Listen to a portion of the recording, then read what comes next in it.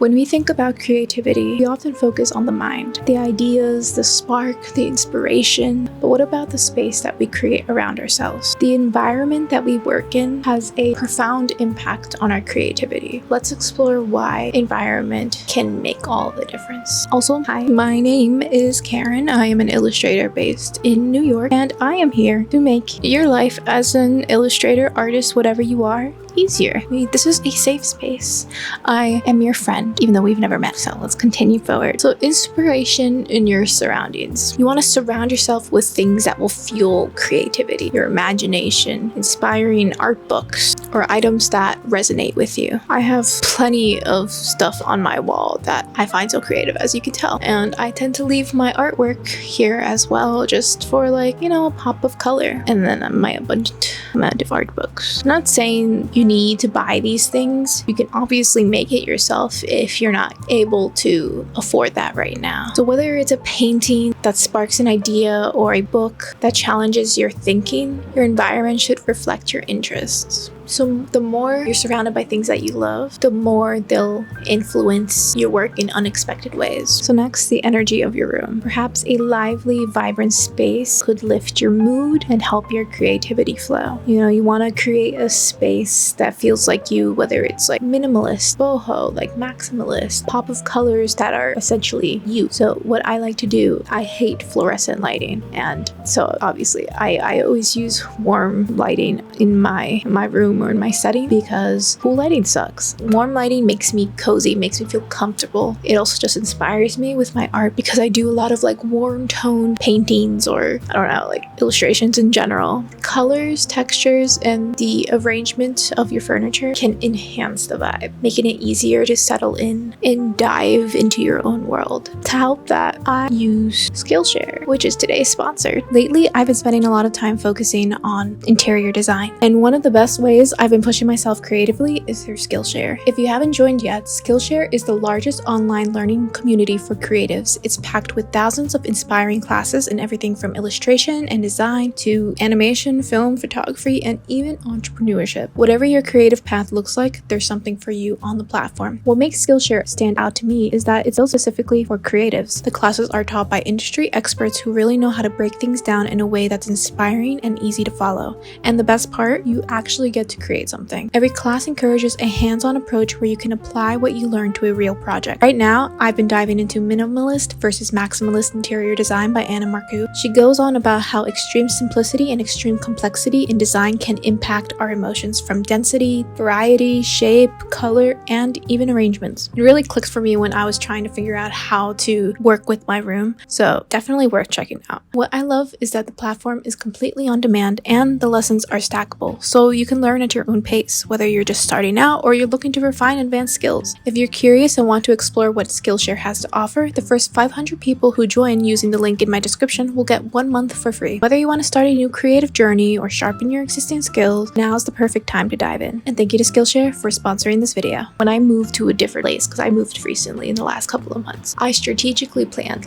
okay, I'm gonna put my bed here. It's not as long as my old room. It's more of a square, but I still want the space to where I can work out or just lay on the floor, do some flooring, but still have the space to create my work. Took a bit of planning, but by the time I moved in, I exactly knew where I wanted to put things and how to place things. Yeah, sometimes you don't want to overdo it because then it gets overwhelming. You don't want it to be too cluttered. Whatever you find most comfortable, you do you. This is just me. So next, lighting and natural sunlight. Like I said, warm lighting, we're like this, and makes me feel so cozy, and it's very inviting. Every time I have people over say that I really like your room. It's very inviting. It's very comfortable. I know you made it your own little nice, because I also want to create a space where I can have people over and they're not overwhelmed if it's dirty or if it's the fluorescent lighting. I don't know. I want a nice area to just chill, play board games. I don't know, things like that. Also, natural lighting boosts your mood and energy levels. Open your windows to let out of fresh air and sunlight. This kind of environment helps you think clearly and work without feeling drained. Especially like in the winter, for me at least, I don't feel motivated because one, there's not enough sunlight in the day. I get the most sunlight in the morning, so the earlier I wake up, the more brighter it'll be in my room. But over time, it gets dimmer and dimmer because the sun is on the other side of my apartment. It's not on my side. Am I the happiest with that? No. But I always tend to keep my curtains open, even like when I go to sleep, so I wake up with like natural sunlight because it just inspires me, and honestly it wakes me up. Next, a big thing is surrounding yourself with the people that support you or make you feel comfortable. The people you live with can have an impact with your creativity too. So whether it's your roommate or your partner or your parent, a supportive environment where everyone respects each other's personal space is key. Beforehand, I lived with other roommates, and we kind of fell off in that like time bracket of like where things started to feel off. I had absolutely no energy to create. I basically never wanted to go home, or I just didn't want to be home because I didn't feel comfortable in my own environment. My bedroom, my studio, because my studio is basically my bedroom, is my sanctuary. It's somewhere I can always go to and feel comfortable. I didn't have that for a long time, and that really impacted my work and made me not want to do work. I wasn't making enough money to continue living there or just making a sustainable career for myself. I had no energy, so I made the decision to move out. And since I've moved out and I live in this apartment with two roommates that respect my space and very clean and friendly, also introverted, so we don't really talk, but that's okay. We just coexist with each other. That makes me feel so comfortable. Also, this is like, I also live in like art residency, so they're both artists too.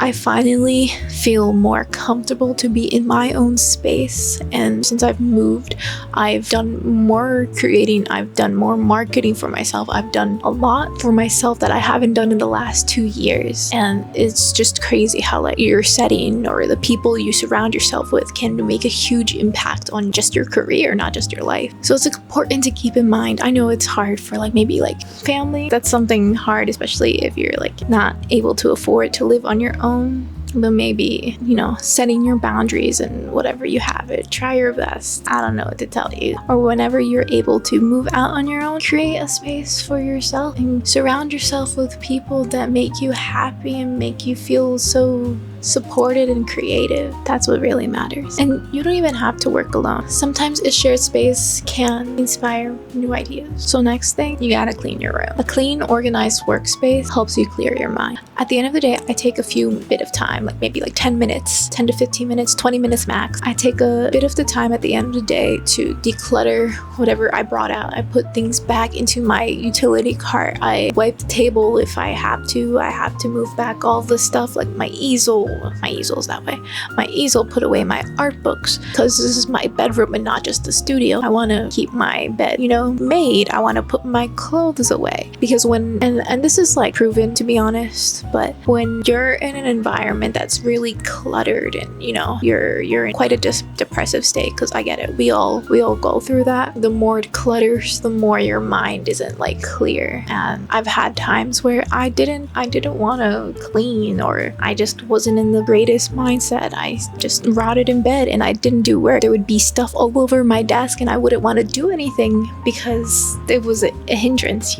Tidying up is like resetting your mental space, so you're ready to pick up where you left off. So the next day, you don't have to worry about, I gotta clean all these things off of my desk, or I gotta put my clothes away, or else I can't work. Do that the day before. Do it after. Like once you use something, put it away, and honestly, you'll probably see yourself working more because you're just like, oh yes, I have a clean desk. I'm gonna take out the sketchbook or these materials, and I'm just gonna enjoy myself. So if you want to boost your creativity, take a moment to look around. Is your environment supporting you? Create a space that makes you feel inspired, calm, and ready to create. Your environment nurtures your creativity. The possibilities are endless. So if you like this video, you are focusing too much. Why? Anyways, so my camera's bugging out. If you liked my advice, or if you found comfort in this video, maybe give it a thumbs up. Maybe check out my other videos. Maybe even subscribe. Follow me on Instagram. I post there a lot. Maybe check out my my store because I sell stuff online. Create a space that you will enjoy, that you will love. Nonetheless, thank you for listening, and I'll catch you in the next one. If you made it this far, you're solid. Did you notice my hair color difference? They say when you dye your hair, it's a sign of depression. Do things that make you feel good. Self-care. Anyways, I don't know. I'm just babbling, okay? Go.